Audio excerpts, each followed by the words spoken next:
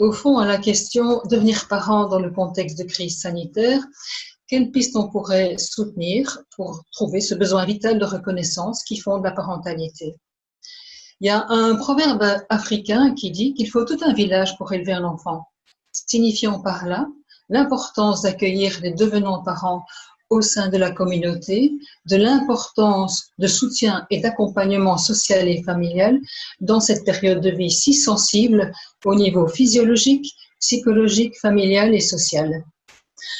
Or, la situation actuelle, avec l'arrivée du Covid-19, crée une situation tout à fait contraire à la dynamique ordinaire d'une famille, du fait des mesures sanitaires strictes prises pour le bien de tous.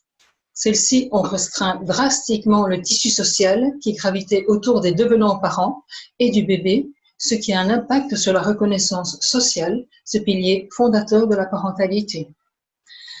Les services d'accompagnement de la grossesse et les services de maternité ont dû se réorganiser afin d'éviter la propagation du virus, avec le réaménagement du fonctionnement des consultations en suivant les prescriptions strictes sanitaires, impliquant distanciation sociale et permanence téléphonique en lieu et place des rencontres en présentiel. Au niveau des liens familiaux et sociaux, ceux-ci ont été bouleversés. Ne pas pouvoir être dans une proximité physique avec ses proches, de sa mère en particulier, fait vivre une frustration, voire un manque, comme le signifiait une nouvelle maman. Cela fait vivre un manque, c'est-à-dire le manque de se sentir parent en n'ayant pas un contact corporel avec sa mère, puisqu'il faut garder cette distance sociale, ne pas pouvoir s'étreindre, être touché et parfois ne pas recevoir le regard de son propre parent sur cette nouvelle maternité. Et pour un père, le besoin de présenter son enfant à son père et de voir la fierté de leur propre père dans ses yeux participe au même besoin de reconnaissance qui fonde la parentalité. De même pour lui, cette situation sanitaire lui fait vivre aussi ce manque. Au niveau social, lorsqu'on devient mère-père, on a aussi besoin d'être reconnu par ses pairs, P-A-I-R-S-E, comme tel, dans le regard d'autres parents, de partager des activités avec d'autres parents, d'avoir envie de comparer son bébé avec d'autres parents, d'échanger sur les trucs et astuces qu'on trouve pour apaiser son bébé, d'apprendre par mimétisme et de trouver un appui dans le regard de l'autre. Devenir parent, c'est aussi l'envie de partager cette expérience avec d'autres parents, de se sentir appartenir à une communauté de parents qui découvrent leur parentalité. Alors, quelle piste pour soutenir ce besoin vital de reconnaissance? Les services de soins se sont mobilisés pour poursuivre sous une autre forme, via Skype, WhatsApp, Messenger, le lien avec les devenants parents.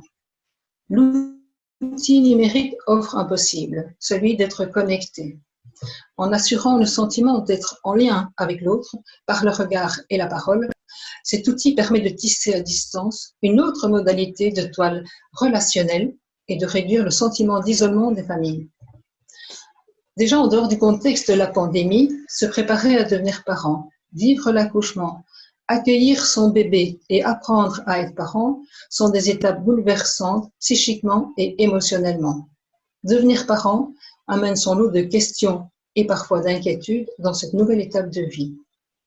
Alors avec le Covid-19, les questions, les craintes prennent une épaisseur et une densité beaucoup plus importante. Pouvoir légitimer ce questionnement et ces craintes concernant la santé du bébé et de ses proches permet de reconnaître que ces questions et ces craintes non seulement sont inhérentes au processus de parentalité, mais qu'elles sont légitimes face à la situation d'insécurité et d'imprévisibilité liée à l'évolution de la pandémie. Par ailleurs, il est tout aussi important de reconnaître et de nommer le paradoxe dans lequel les nouveaux parents sont pris. Celui d'être dans un élan de vie avec la naissance du bébé et dans le même temps craindre d'être potentiellement porteur du virus ou de transmettre la maladie, voire la mort à ses proches, craint d'autant plus vive lorsque son parent présente un problème de santé. Et avec en sus la responsabilité de devoir protéger ses proches et son bébé. Le groupe de parole qui existe pour les devenants parents s'inscrit dans cette dimension collective où les devenants parents peuvent échanger leur expérience et leur vécu, parler de leurs craintes. C'est aussi une opportunité de soutenir au sein du groupe les ressources internes des devenants parents, d'être en appui de ce qui se dessine dans leurs compétences parentales.